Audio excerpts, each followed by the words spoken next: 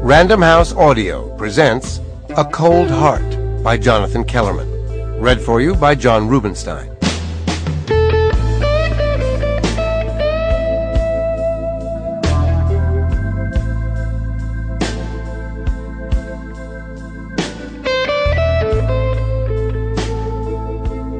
Chapter 1. The witness remembers it like this. Shortly after 2 a.m., baby boy Lee exits the snake pit through the rear alley fire door. The light fixture above the door is set up for 2 bulbs, but one is missing, and the illumination that trickles down onto the garbage-flecked asphalt is feeble and oblique, casting a grimy, mustard-colored disc, perhaps 3 feet in diameter. Whether or not the missing bulb is intentional will remain conjecture. It is baby boy's second and final break of the evening. His contract with the club calls for a pair of 1-hour sets. Lee and the band have run over their first set by 22 minutes because of baby boy's extended guitar and harmonica solos. The audience, a nearly full house of 124, is thrilled. The pit is a far cry from the venues baby boy played in his heyday, but he appears to be happy too. It has been a while since baby boy has taken the stage anywhere and played coherent blues. Audience members, questioned later, are unanimous. Never has the big man sounded better.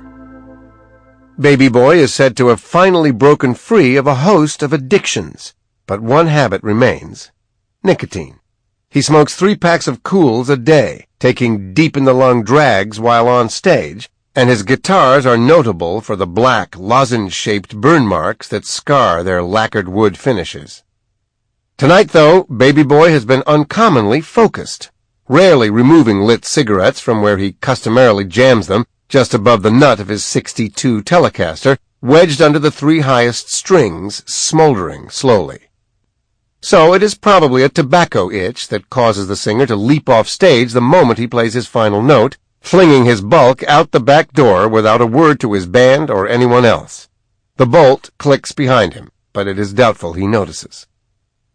The 50th Cool of the day is lit before baby boy reaches the alley. He is sucking in mentholated smoke as he steps in and out of the disk of dirty light. The witness, such that he is certain that he caught a glimpse of baby boy's face in the light, and that the big man was sweating.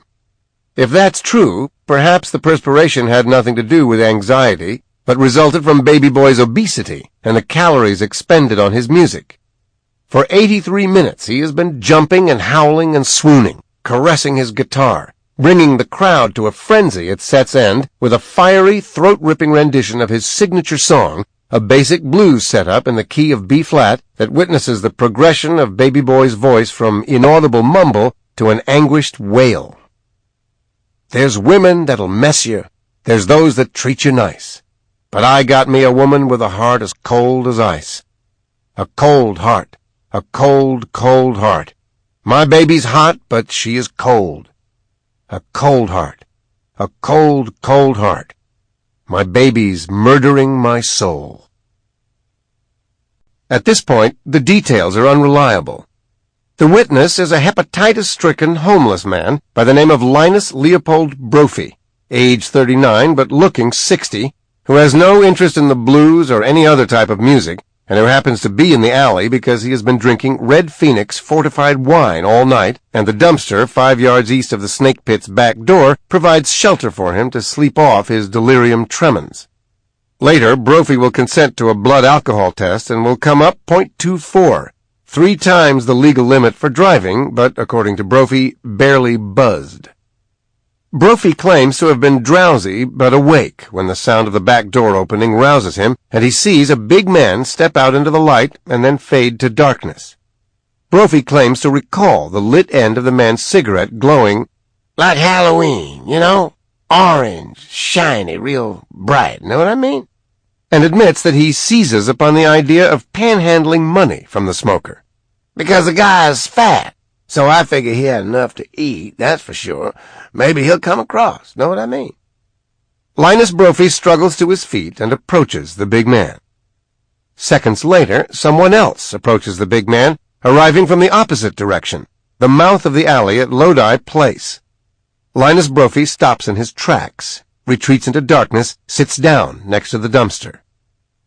The new arrival, a man, also good-sized according to Brophy, though not as tall as Baby Boy Lee, and maybe half of Baby Boy's width, walks right up to the singer and says something that sounds friendly. Questioned about this characterization extensively, Brophy denies hearing any conversation, but refuses to budge from his judgment of amiability. Like they were friends, standing there, friendly.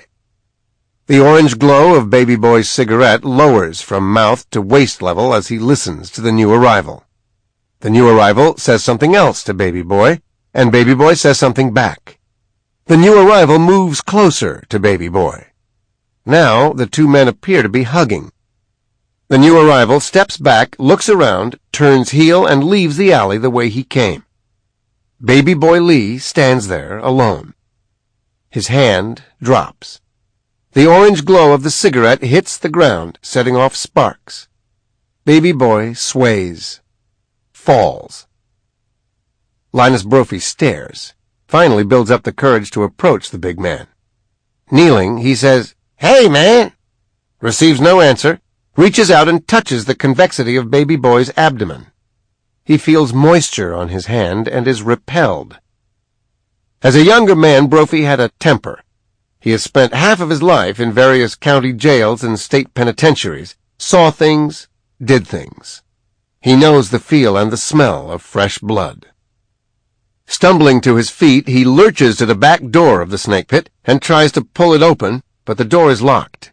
He knocks. No one answers. The shortest way out of the alley means retracing the steps of the newcomer, walk out to Lodi Place, hook north to Fountain, and find someone who'll listen. Brophy has already wet his pants twice tonight, first while sleeping drunk, and now upon touching Baby Boy Lee's blood. Fear grips him, and he heads the other way, tripping through the long block that takes him to the other end of the alley. Finding no one on the street at this hour, he makes his way to an all-night liquor store on the corner of Fountain and El Centro. Once inside the store, Brophy shouts at the Lebanese clerk who sits reading behind a plexiglass window, the same man who, 1 hour ago, sold him 3 bottles of Red Phoenix. Brophy waves his arms, tries to get across what he has just seen. The clerk regards Brophy as exactly what he is, a babbling wino, and orders him to leave.